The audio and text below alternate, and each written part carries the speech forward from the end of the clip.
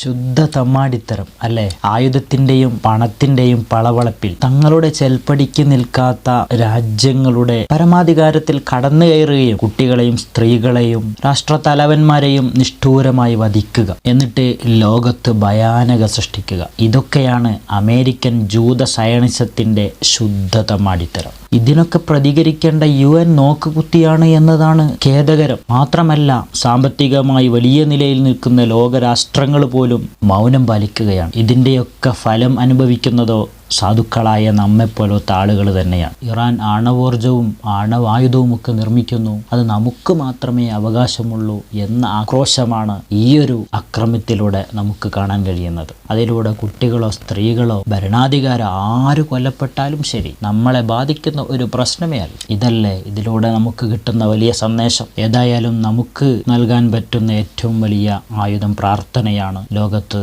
സമാധാനവും സമൃദ്ധിയും പെട്ടെന്ന് പടച്ചവൻ നൽകി അനുഗ്രഹിക്കുമാറാകട്ടെ.